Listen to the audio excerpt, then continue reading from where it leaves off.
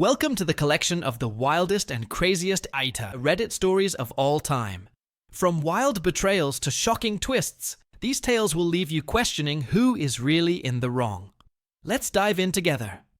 The first story for this collection is from routine_amount_894.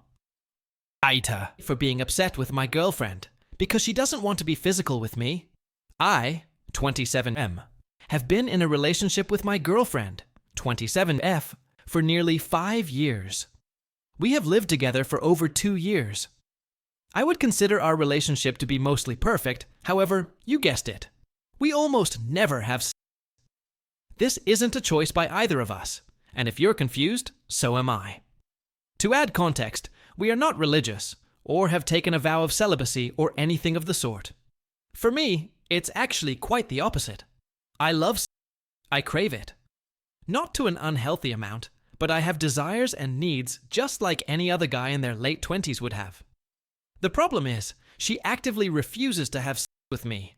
99% of the time. We have had sex before. In fact, at the start of the relationship, we used to have sex a few times a month.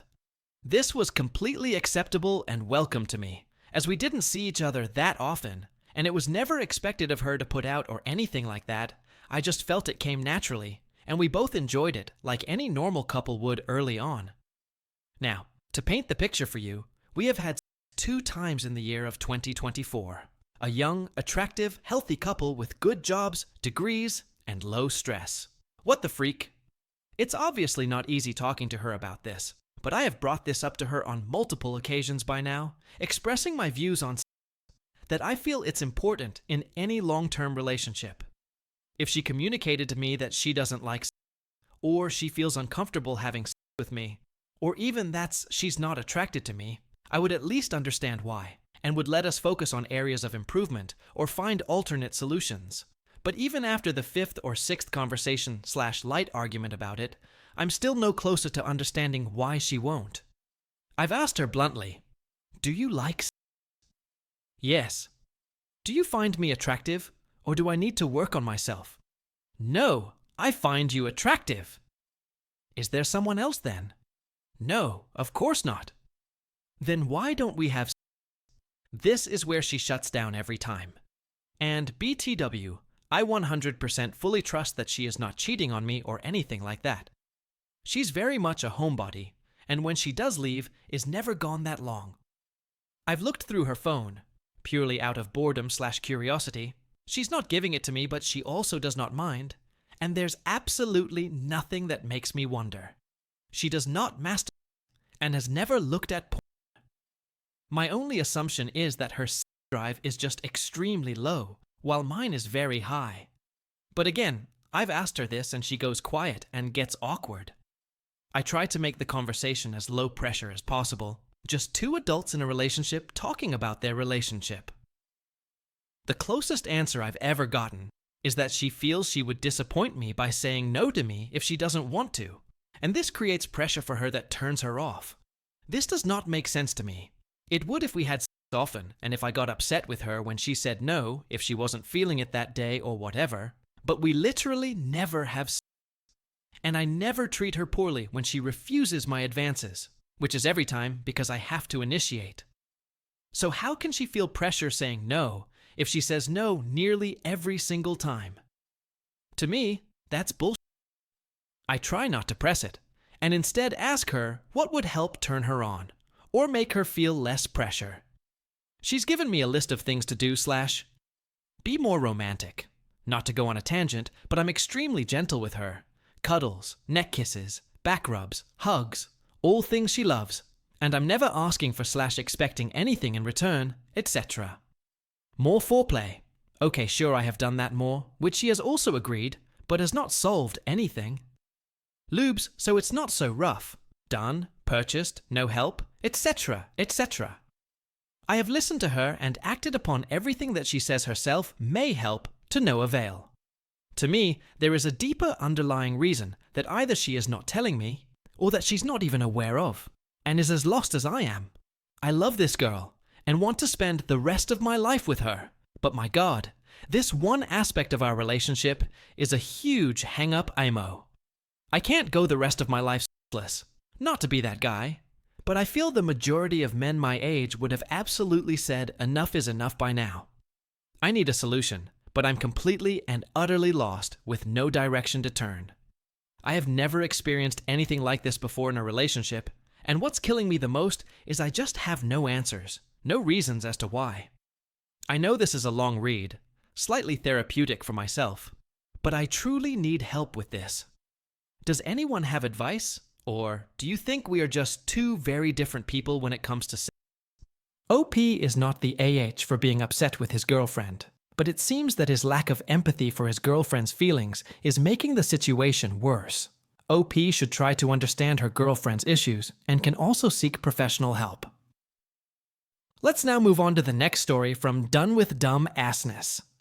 AITA for telling the stepdaughter I raised that I'll never forgive her for getting married behind my back and inviting the mother who abandoned her.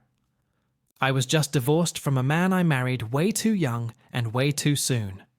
Me, 23F. Him, 20M. We met a few months after he turned 18, and immediately after I turned 21. I had been parentified, and he was basically homeless. It was the perfect trauma bond. The relationship would have naturally dissolved had we not complicated it with marriage. He wanted to be a dad, and I wasn't able to be a mom. He then wanted to be a Chad, and so he was. So, we divorced.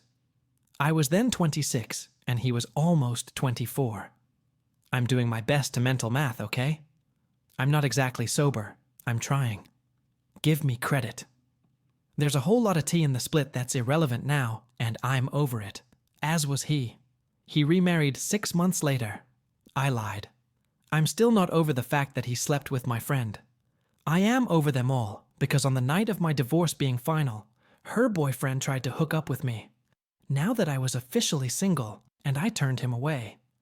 Absolutely no one believes my true reason, so I take the higher ground that I was grades above their class. I like that theory better anyway. TBT, dude was reportedly hung, and I didn't want to go for that ride. Like I said, nobody believes me. I didn't want to whistle when I walk without intention, so I didn't frickin' go there. I didn't mess with the taken guy. Whatever. He tried, I declined. Note: that girl friend of mine who betrayed me is not who my ex got married to. It was a whole different chick, good grief. So, when I met my now husband, me 27, him 26, I was ready to just pick up where I left off. He was a small business owner and a single father. I needed to be needed, and I wanted to be a mom. I began to work for him in building his business, and we dated a year before I met the kids. By that point, his ex had surrendered their kids to their paternal grandparents. His mom. He ended his out-of-state entrepreneurship, and I was along for the ride because he was my business, literally. We got an apartment and took custody of the kids, and I was finally a mom. I became a mom to elementary schoolers that weren't mine, but they were my family unit, and I embraced them with mama bear intensity. Girl was 6, boy was 5. Their mother only came around before the 6-month mark of legal abandonment, or whenever she got a new relationship and needed to parade her well-cared-for offspring in front of the guy as though she had anything to do with that at all. She wouldn't even pay child support. The county dragged feet for years before they had no choice to finally hold her in contempt. But we're talking 10 years of neglect. I was there. For every friggin' suspension, 1 RED, 1 BPD plus ADHD, they were nightmare children, but I did the absolute best I could. I was there for every appointment, every parent-teacher meeting, every recital, every performance, and almost every game. I sank into debilitating health and became unable to work while receiving blood infusions and seeking alternative treatment options to chemotherapy, autoimmune disorders, not cancer. I was literally dying for those kids, and their mother still refused to step up and provide for any of their needs. I became so ill because 4 years I had forgone my own health care for theirs. We had to pay OOP for their monthly mental health care visits and treatments. It was expensive, and their mother didn't care. I put the kids first. Those poor, troubled little life-sucking monsters were my world. I loved them, but I absolutely forced myself to do so. Anyone who understands those conditions won't challenge the struggle. I wasn't even a stepmother. We weren't married. I was all in, and it came with a heavy cost. FF to the eldest being 19 and still living with us, no expenses. I prepared for her a job with my company making $25 per hour. 40/week guaranteed, and overtime opportunities in a seated manufacturing position in 68 degrees climate-controlled environment. That girl was set to equally save and spend $2,000 per month on herself. Instead, she chose to move back to home state with the intention of marrying a guy she met a few months back online and hadn't met in person. She did indeed run away to homeless, unemployed desperation. We flew her back and offered her another free pass, and again she chose to return to home state. Since returning, she has had 4 failed engagements. Not just relationships. Please understand, each one of them was intended to marry, and each claimed fiancé titles. Every firkin' time. He's different. No one has ever treated me this way. He's the one. Immediately followed by, he was abusive and he essayed me and forced miscarriage. Never once a confirmed pregnancy, but always the same firkin' story on repeat. The best guy ever was an awful abuser, and the new guy is God's gift. On repeat. She's only hooked on stupid selfishness and self-gratification, not drugs. She smokes green, but I believe it's medicine, and she need it. She drinks some, but not problematically. No illicit drugs, and as honesty as I've been, I'm sure of this fact. Now she's 21. Then fiancé had a friend they frequented. Frequented friend had a single roommate. Single roommate had a steady life. Steady job and his own place to live. Not with mom and dad. Just as soon as her relationship crumbled, single roommate was there to swoop her up, and he immediately moved her in. Within a month, stepdaughter had caused such a toxic shift in their long-established residency that they were forced out. The lease was conveniently ending, and the roommates absolutely refused to sign a new lease with either of them because of her. So they had to move back to his family towns away, and he lost his job. She was already unemployed. Their relationship began around June of those year. She and I were on good terms. I advised her to not rush things, focus on getting her life on track, no need to rush. They began talking about marriage in August. They knew each other only weeks at that point, and she was some other guy's wife-to-be when they met less than a season ago. She was some other guy's future wife the season prior. I called out every fact while on speakerphone with both of them, though he never held a conversation with me. They weren't ready, and that's fine. There was no rush. I talked to her every day. She showed me her cute nails one day, nothing else exciting that day. The next day she showed me jewelry his mom gave her and reported that she was going to help them get their own place. All good. Meanwhile, child 2 lives at school in the nearby city and was home for a break. Biomom calls him that night to inform his sister got married the night prior at the home of the family member they are staying with. His whole family was there. Biomom was there. The piece of selfish who abandoned her children was invited to the wedding. The parents who sustained her life and raised her weren't even invited to know about it. If that wasn't a bad enough burn, there's more. The previous week, everyone had gathered together in Podunk County Courthouse that will administer the license but doesn't preform marriage. Everyone showed up for them to have a courthouse wedding the week prior, but they had no officiant, so it had to be postponed. Then they got an officiant and were legally married, blah blah blah. Worthless, selfish Biomom was there for both. And I found out second. Hand from her worthless mouth about it. I talk to my daughter every day. Every single day. Not a hint of a word about it. Why? Not for abuse or neglect or overreach, but because they knew we wouldn't support their train wreck of a decision to marry each other after she ruined his life in a slew of doing so serially to half a dozen guys the 2 years before him. I told her I would never forgive her for so blatantly excluding the parents who selflessly raised her, and instead shared that experience with the woman who chose herself over their survival. If left to Biomom, Both kids would be dead. She abandoned them and did nothing. But she was invited. Twice. And I wasn't even invited to know. I'm feeling like the entitled, overreaching stepmother who's trying to make the stepdaughter's marriage all about herself, even though I wasn't invited. Just as much as I'm feeling like I literally gave my life for this girl, for nothing. It has me questioning my relationship with my stepson and husband as well. I feel my whole life was just siphoned off, and I'm left to literally struggle with the shell of what I might have otherwise been, had I not given my life for them. And she says just because I married the wrong guy too young, and her dad married the wrong woman too young, doesn't mean that her 3-month relationship turned marriage is going to fail. That's when I ended communication. I'm all done with her. Her father is all done with her. She didn't even call him. At least she called me, he says. To him, it makes my situation better. To me, it makes it worse. She's an adult, and she's technically not my kid. So, AITA. TLDR. Stepdaughter excluded the family who raised her from her wedding, twice, but both times invited the mother who abandoned and neglected her. OP isn't an AH for feeling hurt and betrayed, but her reaction might be too extreme. While it's understandable to feel excluded after all she sacrificed, expressing that anger in such a harsh way could alienate the stepdaughter further. OP should deal with her daughter with empathy and love to make the bond between them stronger.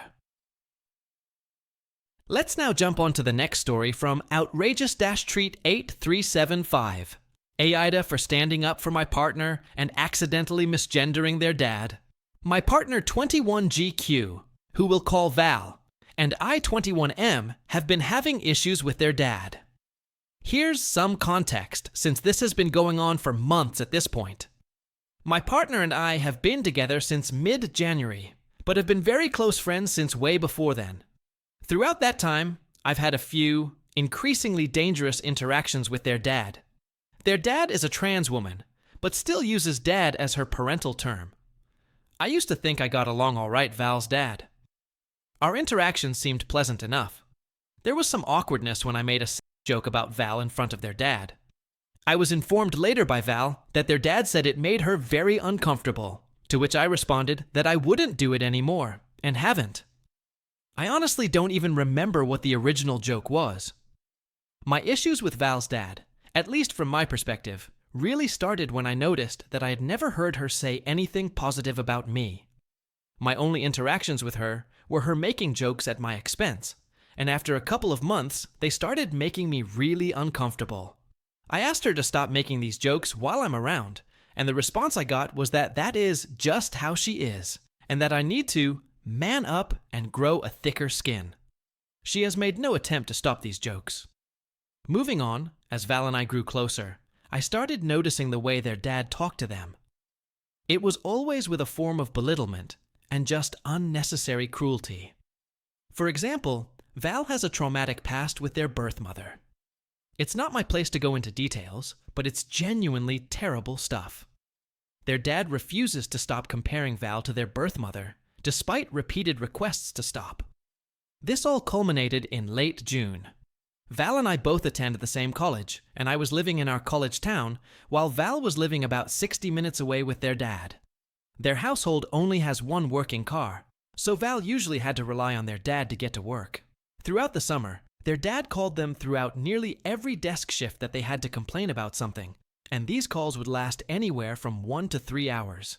It very clearly, and by their own admission, put a very large amount of stress on Val. One day, it was particularly bad. They had just gotten done with work, and we had made plans to go get ice cream. They told their dad what time they'd be ready to get picked up, to which their dad told, "Never mind," and to just spend the night with me. Okay, fine. She then called back about 20 minutes later, saying that she had changed her mind and that she'd be there soon to pick Val up. All right, whatever. She then proceeded to flip-flop back and forth on this for the next 2 hours. Eventually, while Val was on the phone with her, I had reached my limit. I'm not proud of this part, but I want to give all of the information I can. I very loudly said, "Shut the f*** up! Insert dad's name here." This triggered a response from her, and she asked to be put on the phone. I laid into her. I screamed and cussed and called her names. I'll be including a post she made on Facebook. She made on Facebook about this 6 months later at the end of the post, so that you all can get her perspective too. I was completely in the wrong for how I handled this. I should not have called her names, which included dick, bitch, and bastard, and I should not have screamed at her or hijacked my partner's phone call. Once things had calmed down a bit, and after I had apologized for my outburst, it seemed like we were about to have a productive conversation. I started listing off the things that she had said and done to my partner that I had problems with. For the record, I have witnessed most of these things firsthand. Throughout this, I was calling her by her first name to try and maintain a connection with her. Eventually, she tells me that she doesn't appreciate me calling her by her first name and that she finds it disrespectful. I concede on that and made the worst slip-up I think I've made in my life. I accidentally called her Mr. I immediately realized my mistake and corrected it, but by this point the damage was done. She screamed at me and hung up the phone. Her other child then called me back and said that I need to get therapy immediately for my transmisia/transphobia. I said that I found that notion to be irrational, as I had only misgendered her once and had immediately corrected it. On top of that, I simply don't have the insurance or the money right now to afford therapy.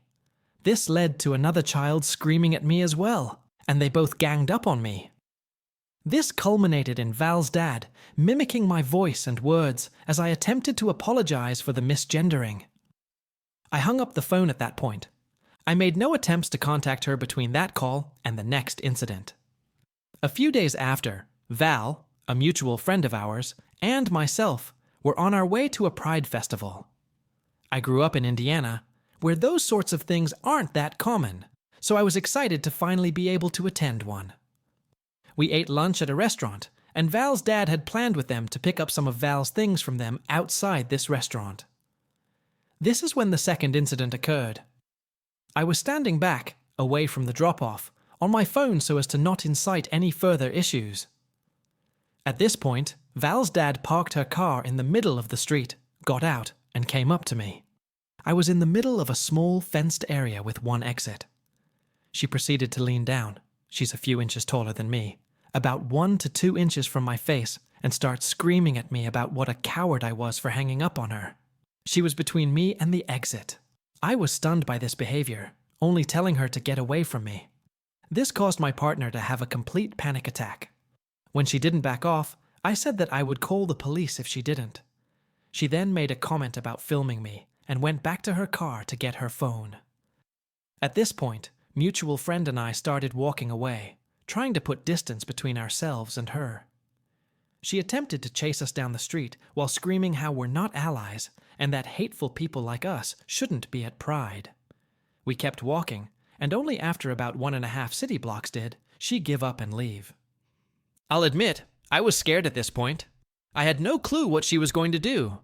A couple of weeks later, she started demanding an apology from me and said that if I didn't give it to her by the end of the week, that she'd kick Val out, leaving them homeless. I'm not in a position where I can take Val in, so I sucked up my pride and apologized. She had wanted it to be in person, but I made it clear that after the incident at Pride, that I would not see her in person. So, it was done over the phone. She had sent my partner and I a few articles about how to apologize correctly. Since my previous apology had not been enough for her, I made sure to hit every point in the articles during our phone call. I even said I would look into therapy about my trans hatred, which I did. I ultimately decided that it wasn't for me, since I didn't have the money and didn't think I needed it over one slip-up. She seemed to accept it and said that she wasn't going to kick Val out. I thought it was finally done after that. My goal for the next 2 to 3 months was to simply not make things worse. I did not speak to her a single time during this period, August to October. I held my tongue whenever my partner was in the phone with her, dying inside as I continued to listen to her berate Val. Near the end of October, she started demanding that I meet with her in person. All of this was through Val, since I have her blocked on all social media. She demanded to speak with me, and I relented so that I could tell her that under no circumstances was I meeting her in person. This turned into another, multiple hours-long call of her berating me, misgendering me, and misgendering Val. The gist of it can be summed up by something she said during this call. I had asked how we could find a solution and move forward, to which she replied, "I don't want a solution. I want to hurt you and keep on hurting you." I was done after that, and have not spoken to her since. Since then, she has told my partner that she would kick them out if they didn't break up with me.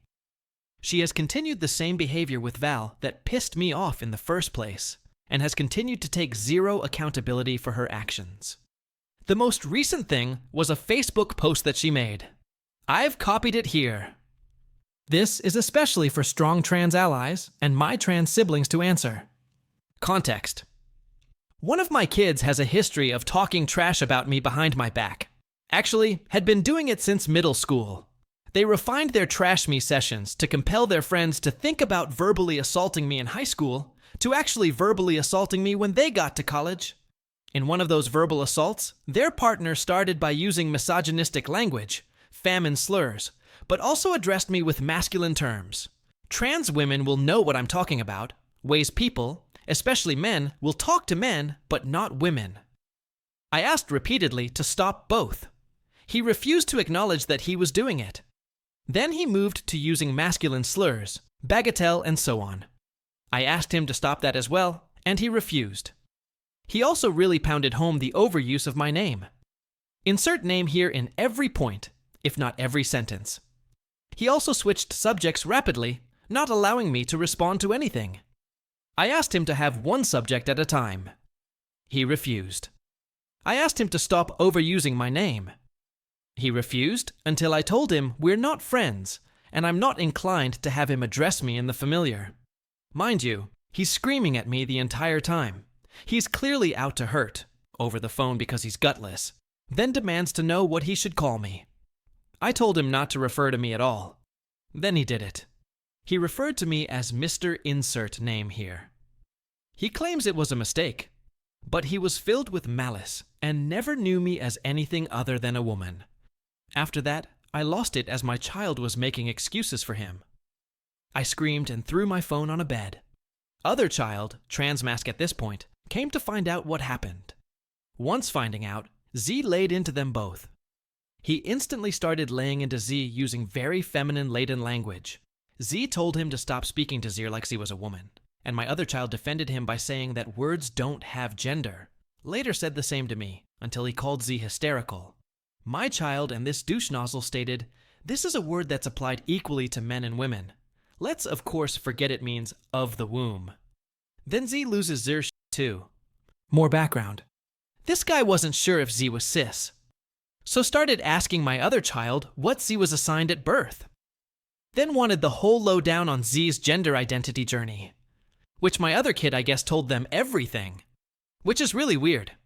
Why is it okay to discuss genitalia of trans people and only trans people?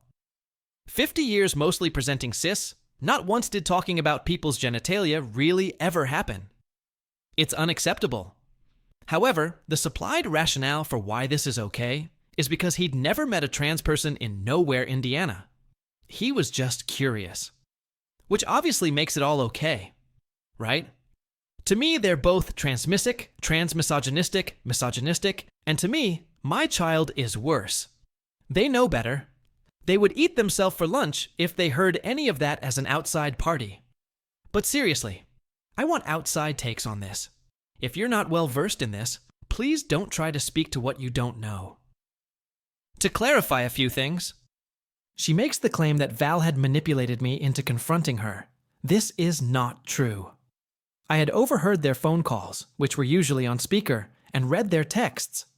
I came to these conclusions about her myself. She says, in one of these verbal assaults. The incident in June and the one at the end of October were the only two that Val or I can recall. The second one wasn't even instigated by me, and I made a point during that one to not raise my voice or name call. I never called her other child hysterical. I said that I found the idea of going to therapy over a single slip-up to be irrational. The gendered language she's referring to, are the expletives I used during the initial stages of the call. I do understand that these words have had gendered connotations in the past, and still do for many people. They don't for me. When I use them indiscriminately. Regarding my questions about her other child's biology, I am still very new to my experiences with the LGBTQ+ community, so I'm still learning what's appropriate to ask and what's not. I try not to repeat mistakes. The other child had been very open that Z was not cis, and I, out of genuine curiosity and naivete, asked my partner what Z's was. As soon as I was made aware that this was an issue, I apologized and never brought it up again. I genuinely have no clue what she's talking about when she says, I laid into Z with using very feminine language. The only time I talked to Z during that phone call was when I was trying to apologize for misgendering Val's dad. This is my biggest issue. Nowhere does she take any accountability or acknowledge the things she's done. It is the most one-sided takedown I've ever seen. At this point, I have apologized to her on at least 2 separate occasions, and have made no attempts, outside of that one call in October, to interact with her. When is she going to acknowledge her part? I believe I've acknowledged mine. She even, during the October call, said that I instigated her invasion of my personal space at Pride by not greeting her when she pulled up. She has since tried to deny that it even happened. Val and I genuinely don't know what to do.